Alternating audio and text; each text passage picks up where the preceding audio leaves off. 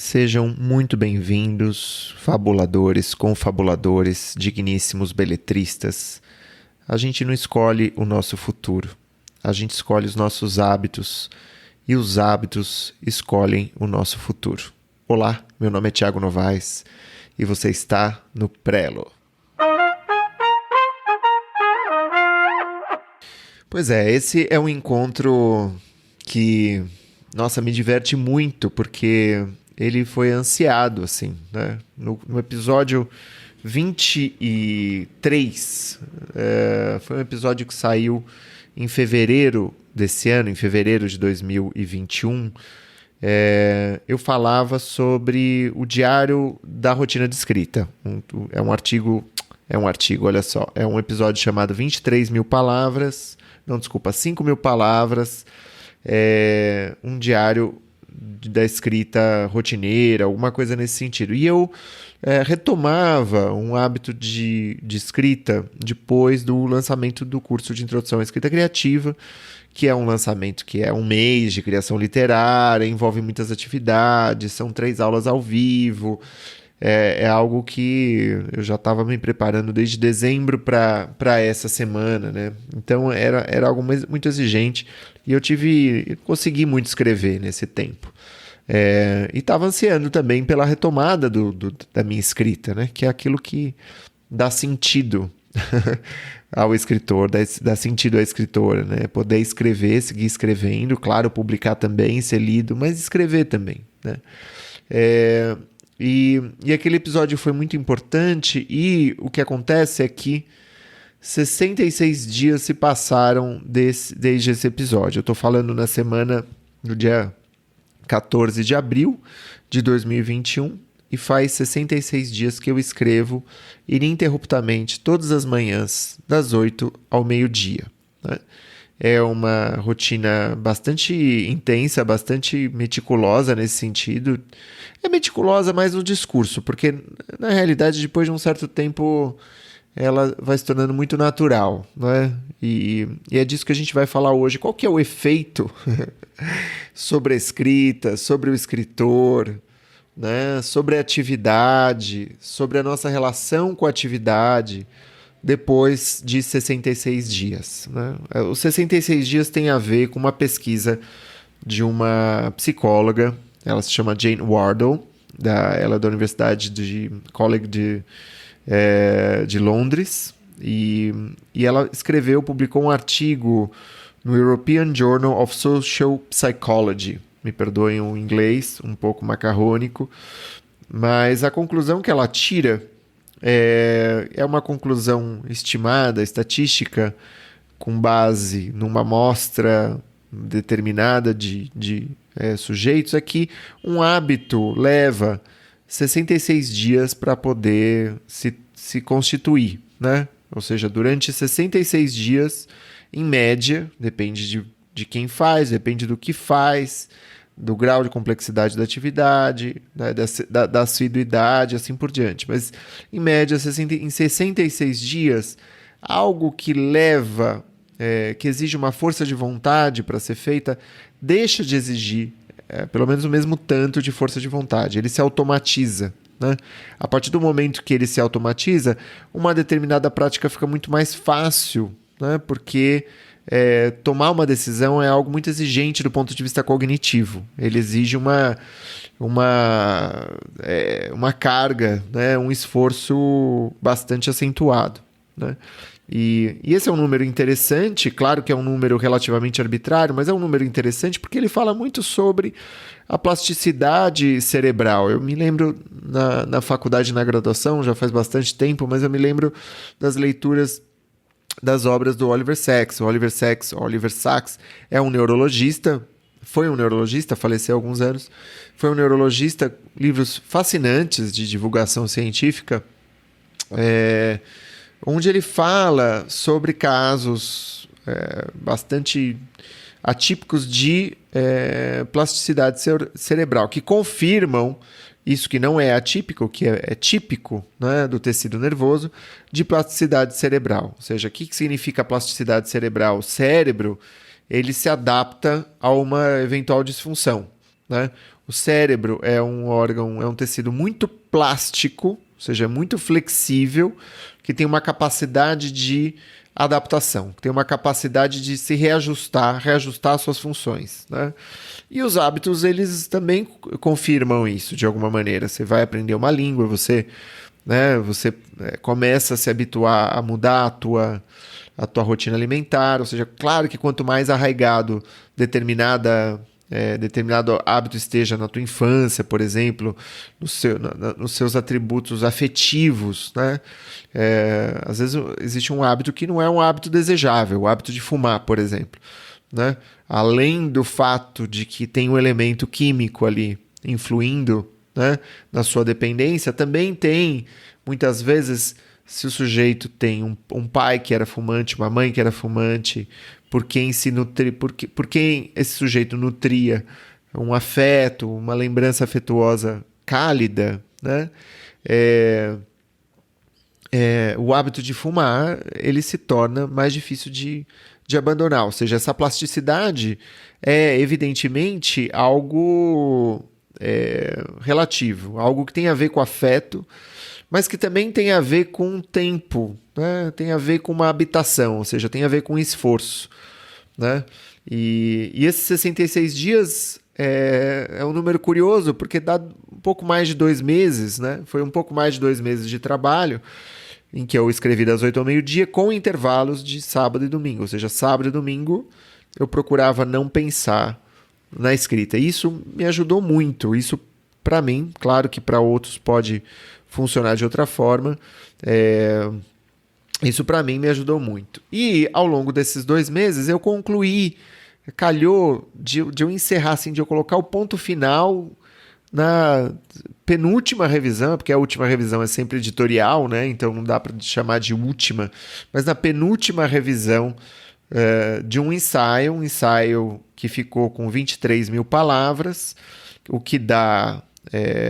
eu tenho um livro da Alfaguara, uma ótima editora, que eu transcrevi uma página para ver quantas palavras esse livro, quantas palavras dava uma página desse livro, porque eu gosto da edição desse livro, as letras eram grandes, assim, é um livro com bastante espraiado, assim, o miolo do livro, né?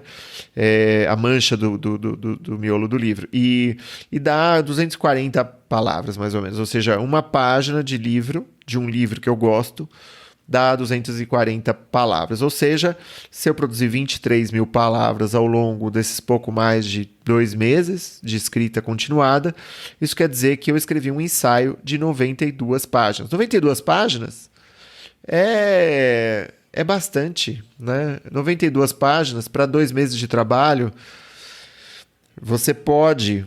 23 mil palavras, vamos dizer que em 5 meses você vai escrever um romance. Nesse ritmo, você escreveria um romance de 50 mil palavras, que é, vamos dizer, também uma convenção, como toda convenção, relativamente arbitrária, né? Ou seja, não é bastante, e é um ritmo interessante, né? Eu não ficava contando as palavras, embora... Às vezes, nos dias em que eu estava um pouco mais cansado, eu olhava para ver se eu tinha avançado alguma coisa. Mas é um ritmo bom, principalmente se você considera que muita coisa você corta, né? Ou seja, tinha dias negativos. Eu tenho um aplicativo chamado Scrivener, eu escrevo nesse aplicativo e tem uma opção ali que você coloca que se chama historial da escrita. Ele vai te dizendo quanto que você escreveu por mês e em cada dia de escrita, ele te diz, nesse dia você escreveu tanto, esse mês você escreveu tanto. E tem dias negativos, porque são dias de revisão, que você vai lá e vai tirando. Ai, que dó, Thiago. Vai ficar tirando. Pois é, às vezes tem que ficar tirando, né? E muitos dias você tirava, e aí acrescentava, e esses dias acabavam sendo positivos, no sentido de você produziu mais palavras do que você tirou, né? E esse episódio de Prelo, ele se debruça sobre a ideia de analisar quais são os efeitos desses 66 dias, né? Existe esse número, 66 dias, existe também um outro número que foi muito debatido por conta de um livro de um autor que eu mencionei no episódio passado, que é o Malcolm Gladwell, né? O cara se tornou muito popular e tem um livro dele chamado Outliers, Fora de Série, que se dedica a analisar, vamos dizer, as biografias de pessoas que se destacaram em alguma medida e o que vamos dizer, levaria, vamos dizer, quais são os elementos, quais são os fatores que levariam essas pessoas a terem essas vidas, a alcançarem coisas que outras pessoas não alcançaram. Então, por exemplo, Bill Gates, por exemplo, o tal do o Jobs lá, o Steve Jobs e os Beatles, né? E ele vai chegando a conclusões muito curiosas. Por exemplo, ele descobre que a galera que revolucionou a informática é uma galera que nasceu no intervalo de 2 anos, entre 53 e 55, porque se essa turma tivesse nascido um pouco depois, ela seria muito jovem para pegar o hiato da Revolução, né? Se eles tivessem nascido muito depois, a pessoa não teria, vamos dizer, a disposição ou a mentalidade para entrar, né, naquela janela, naquela revolução que estava esperando uma turma para se adequar. E, ao mesmo tempo, uma das conclusões que o cara, né, depreende, o que o autor depreende a partir de uma pesquisa, essa pesquisa que foi tocada em 93, né? Foi publicada em 93 com pianistas e violinistas, né? Chega à conclusão de que as pessoas que se tornam, vamos dizer, sumidades em determinada área são aquelas que dedicam 10.000 horas, né, a uma determinada atividade. É claro, né, que esse número foi refutado depois também. Às vezes o que se vê é que nem sempre a quantidade de horas vai influenciar, vai ser determinante para um determinado sujeito ser ou não uma sumidade. Tem gente que com menos horas trabalha mais, né? E isso tem a ver também com outras condições, né? Tem a ver com o fato desse sujeito estar aberto à interlocução ou não, tá querendo investir de uma forma mais aguçada numa prática crescente ou não, se ela quer reproduzir. Então imagina você, um cara que toca violão numa pizzaria, e aí ele passa a vida tocando ali o Flor de Lis, o Djavan dele, o Tim Maia, ou seja, um cara que está lá, ou seja, é digno. Gente, por favor, né? Óbvio, é um baita trabalho. Mas essa pessoa vai desenvolver, talvez, a habilidade no violão de uma forma um pouco mais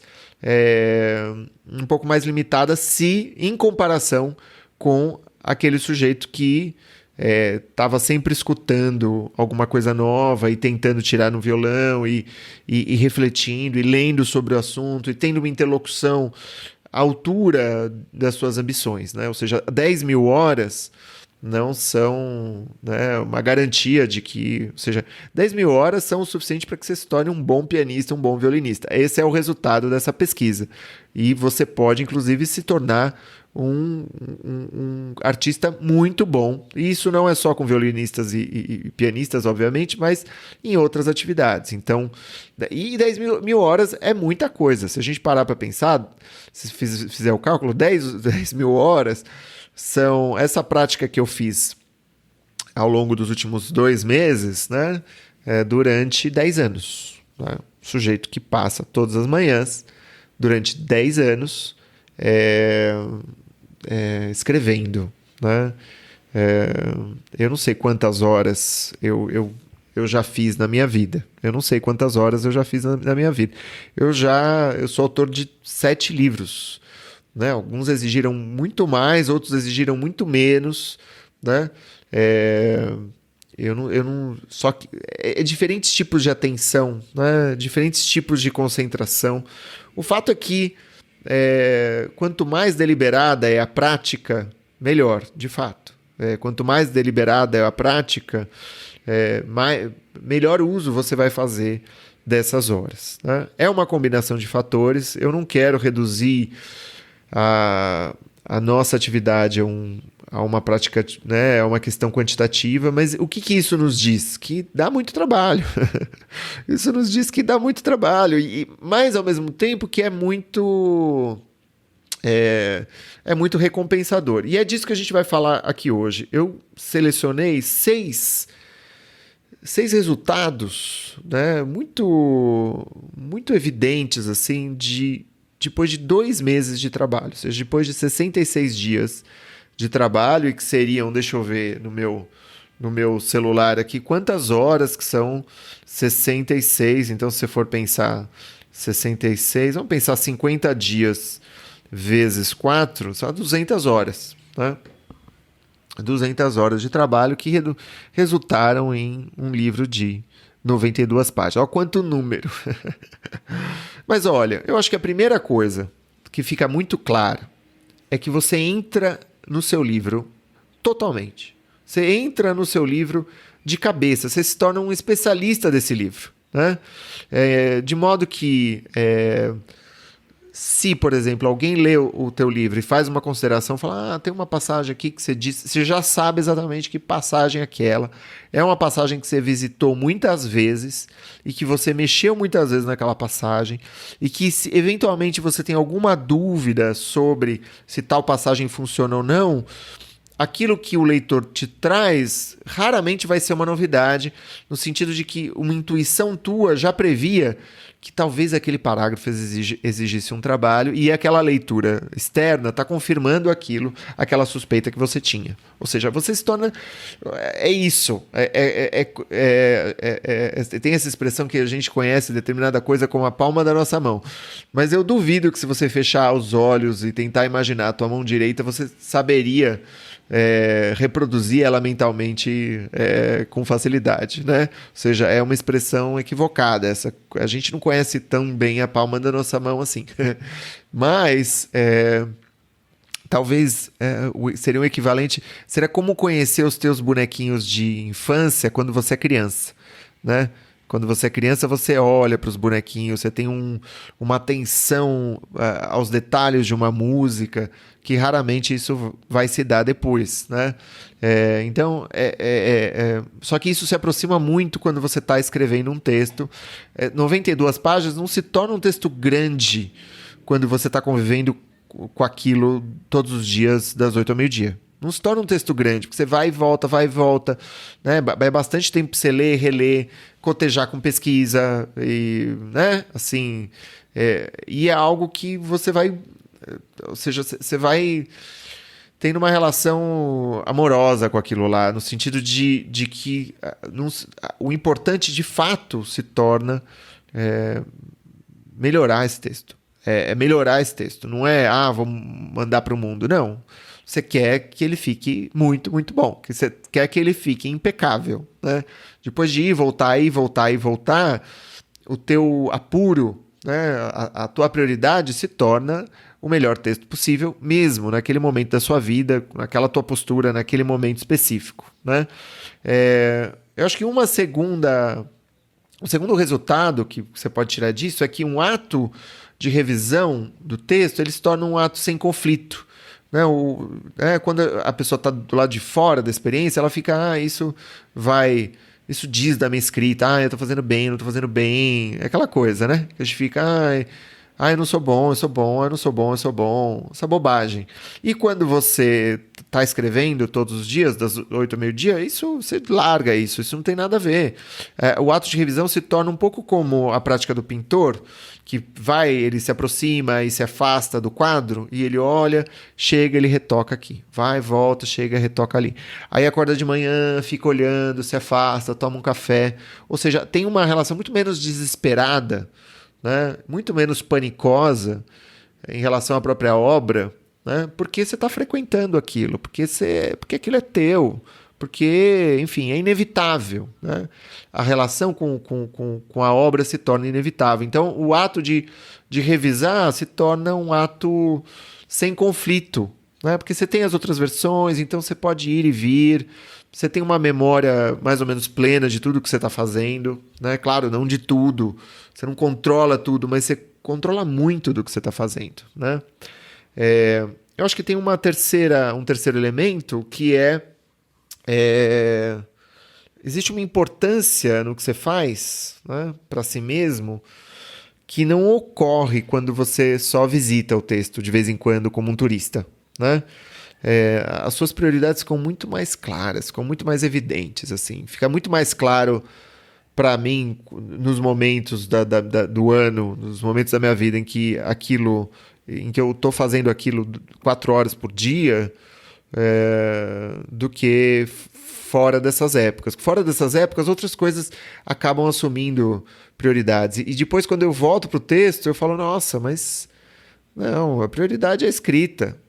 Não é à toa que a gente vê, por exemplo, a vida desses caras, Bukowski, que aceitavam, topavam qualquer trabalho subalterno, né? Não precisava pagar muito, né? Tem o Bukowski, tem o Faulkner, que trabalhava num bar, para dizer o mínimo, durante a noite. Aí ele acordava à tarde e escrevia durante o dia. E ele era gerente de um bar, né, de uma casa noturna da sua época, pelo menos por um tempo, e isso permitia que ele pudesse escrever sem preocupações, ou seja, o trabalho num bar, ele não exigia, vamos dizer, um esforço intelectual que competisse com a escrita, né?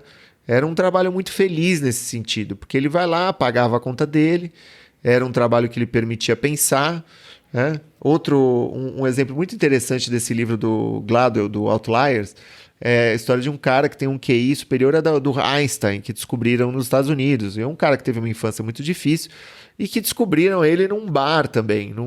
Ele era segurança de um bar.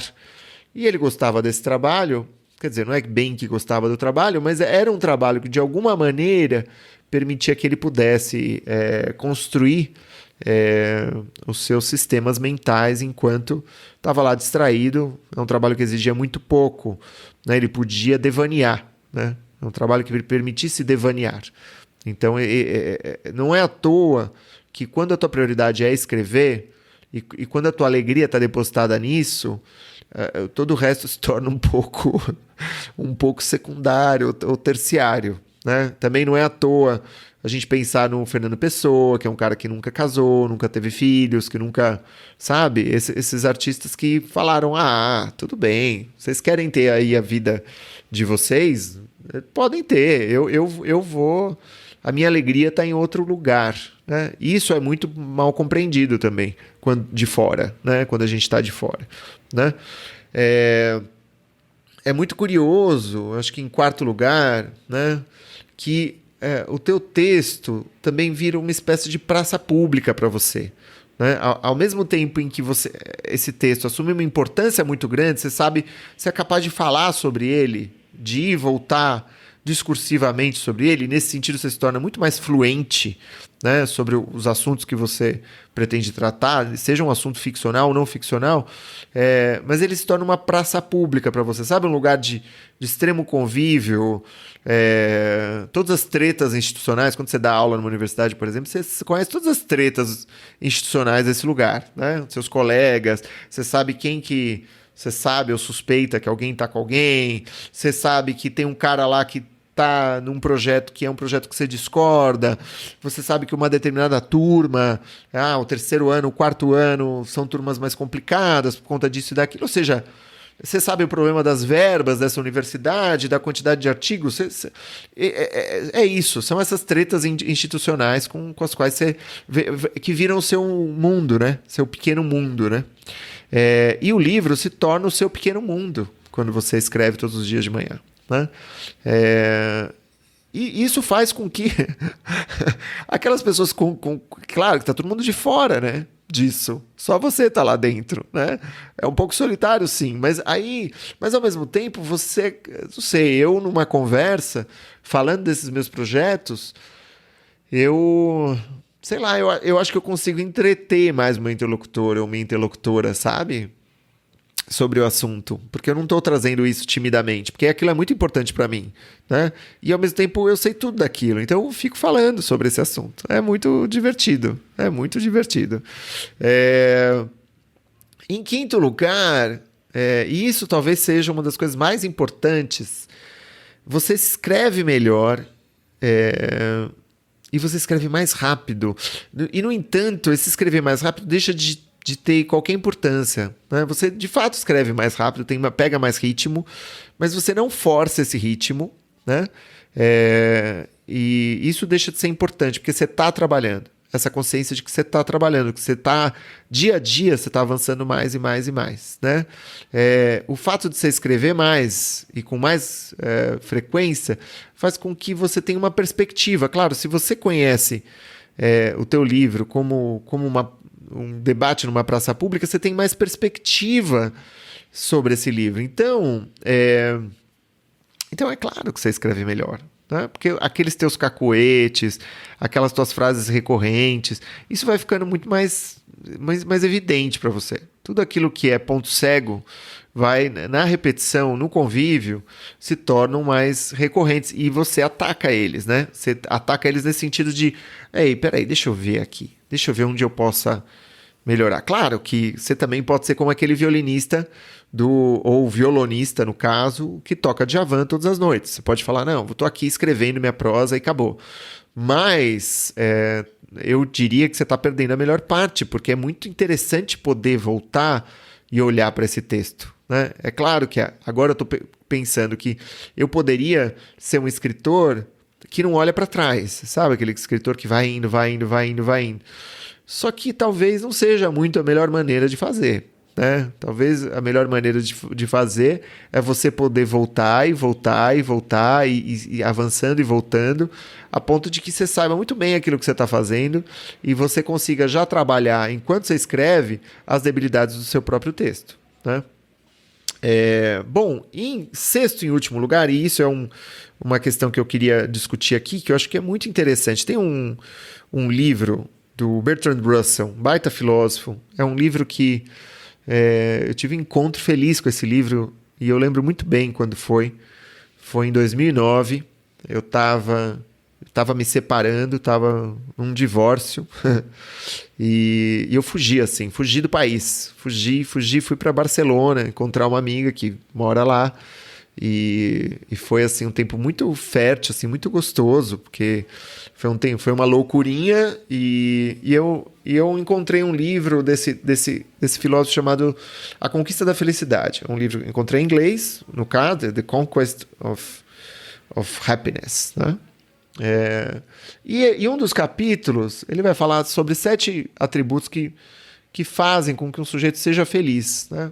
E como é um baita filósofo, eu falei, não, é interessante, é o cara tratando de temas mundanos, eu vou atrás disso, né? Vamos ver o que ele fala. E uma das razões pelas quais um sujeito pode ser feliz, segundo ele, é a possibilidade de trabalhar, ele fala. Ele fala que o tempo tem muitas horas para que...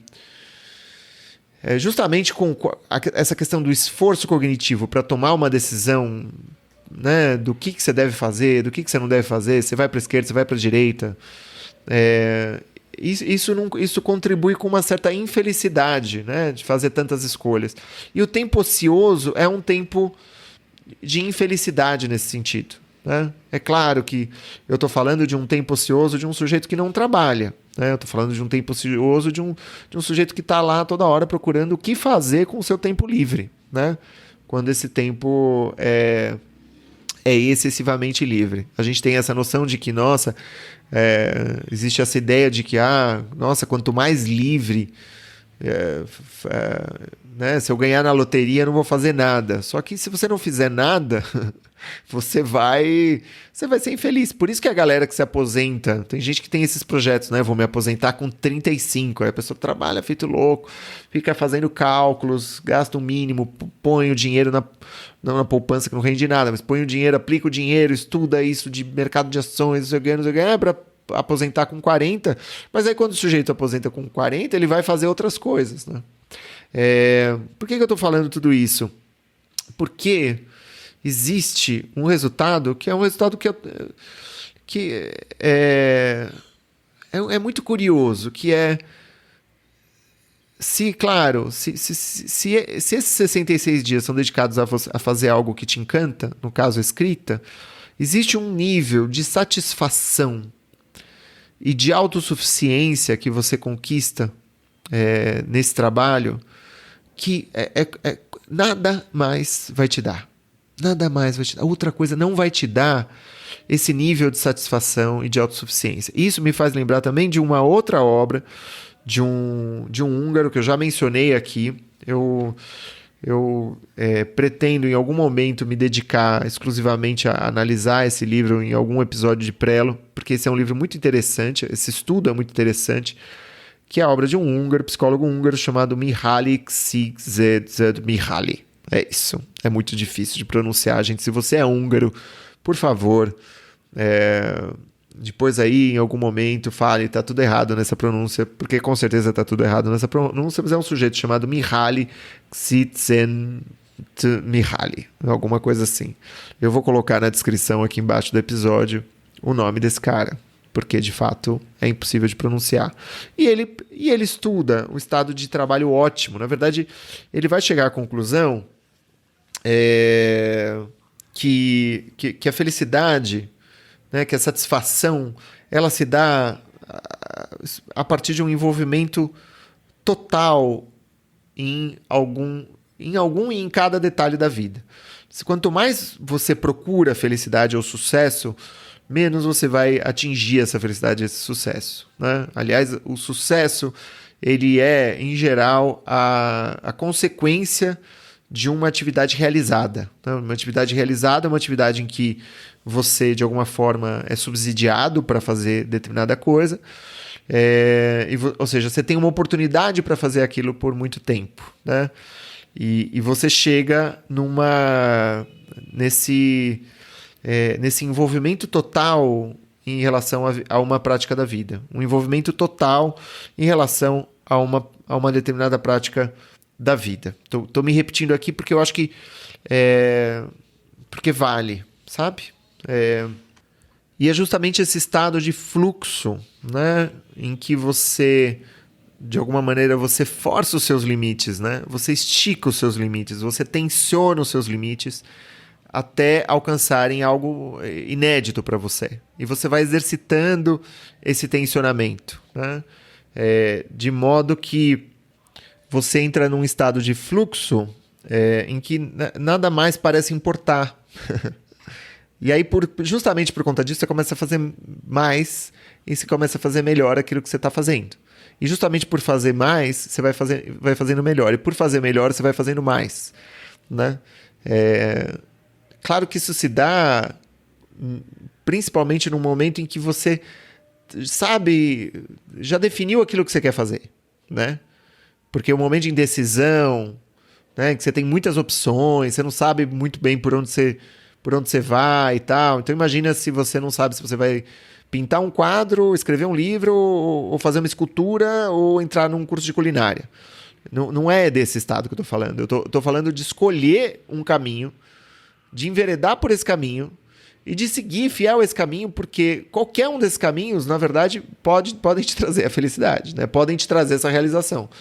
Porque qualquer coisa que você vá mergulhar nessas... E por isso não importa tanto as 10 mil horas ou os 66 dias. O que importa é alcançar um estado em que aquilo te deixe muito feliz, muito realizado. E isso é muito possível. Isso é muito possível, claro, se você cria as condições para que isso seja possível, se você, vamos dizer, se isso é favorável de alguma maneira, né?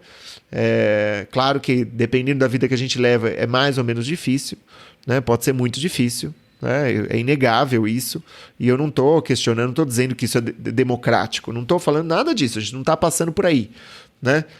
Mas eu estou falando, eu estou descrevendo uma situação bastante típica de um trabalho feliz, né? Mais especificamente aqui na nossa conversa, um trabalho feliz de escrita, né? Bom, em último lugar, aconteceu que, aliás, eu acho que uma das conclusões que se tira disso é que a gente precisa de interlocutores. E a gente precisa de bons interlocutores. Não basta ser alguém que não olhe para o nosso texto e não saiba muito bem aquilo que pode ser mudado, alterado, né? Tem que ser alguém que você respeita, por quem você nutra uma relação transferencial, como diriam os psicanalistas, muito positiva. Alguém em que você confia. né? Para te dizer, para te acompanhar, apontar caminhos, para te iluminar possibilidades, né? E eu tenho a felicidade de ter uma excelente interlocutora, que vem acompanhando a minha produção e a gente de tempos em tempos se reúne, né? Na verdade se reúne online, né? Virtualmente, claro. E cada encontro é uma bomba, assim, é uma bomba boa, assim, uma bomba de potência, né?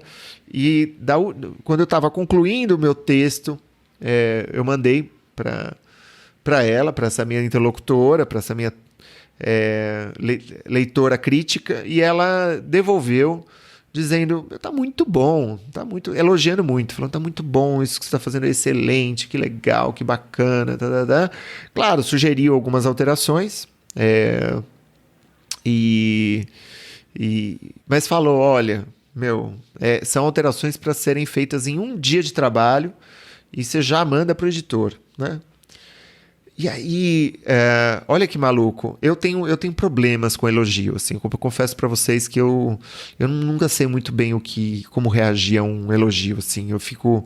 Eu não tô falando, eu não acho que tenha sido um elogio, era um elogio técnico o que ela estava dizendo, era um elogio bastante fundamentado, e ela fundamentou, e eu enxerguei no meu trabalho isso que ela estava dizendo, ou seja... É algo muito lúcido, não é essa coisa de tapinha nas costas de comunidades, academias paulistas municipais de letras, sabe? Que é como fica, né, dando tapinha na costa dos outros. Não era esse o objetivo, pelo contrário, era uma coisa muito de trabalho, assim, muito exigente. E ela fez as sugestões dela, e na hora esse elogio me deixou num estado assim de excitação, né, em que eu não consegui fazer nada. Eu desci e fui comprar uma bomba de chocolate numa confeitaria que tem aqui do lado. Ainda bem, porque eu já tinha escrito naquela manhã, ou seja, eu só precisaria retomar o meu trabalho no dia seguinte de manhã. E em algum momento, confesso para você que eu falei, nossa, eu tô tão tenso com esses elogios, será que eu vou conseguir? E atenção, eu acho que tem a ver com, será que eu vou dar conta de estar à altura de mim mesmo? A gente já falou sobre isso, estar à altura de si mesmo, né? Será que eu vou corresponder a essa expectativa? Será que eu vou continuar seguindo nesse trabalho depois de um elogio? Será que eu não vou ficar um pouco perturbado com esse elogio? Só que aí vem a sétima e última vantagem de escrever sem parar, né, de forma intensa e extensa, que é incrível, porque aí no dia seguinte eu sentei e eu simplesmente trabalhei, entendeu? Eu simplesmente trabalhei no ato de me sentar, me debruçar sobre o computador e de trabalhar o meu texto. Entrou uma chavinha ali, ligou a chavinha do operário das letras. Não tinha... sabe, tava lá, eu falei, deixa eu ver aqui ponto por ponto que minha interlocutora disse e comentou, e eu vou analisar ponto por ponto e vou ver o que eu posso fazer em ponto por ponto. E eu fiz, e de fato foi um dia de trabalho, ao final do qual eu escrevi um e-mail e anexei o arquivo e enviei para o editor, né? E no dia seguinte eu estava começando a escrever um segundo ensaio, né? Estava começando a escrever um segundo ensaio que eu já tinha, vamos dizer, começado a planejar nos últimos dias, para que eu não parasse um dia de escrever, para que eu mantivesse esse ritmo, esse calor, né? Essa coisa de malhar em ferro quente, como diria uma professora que eu tinha na faculdade de psicologia há muitos anos, quando ela falava de atender várias vezes por semana os seus pacientes e que se você atendia uma vez por semana só, esse paciente tinha que esquentar toda vez, né? E de fato isso acontece, e acontecia. Bom, gente, é isso para dizer para vocês que na medida do possível tem coisas que a gente só se dá conta quando a gente trabalha, quando a gente mergulha na atividade, quando a gente mergulha na prática, né? Que esse episódio sirva de mais um estímulo para que você leve a sério esse teu projeto. Um grande abraço e a gente se vê no próximo episódio. Tchau!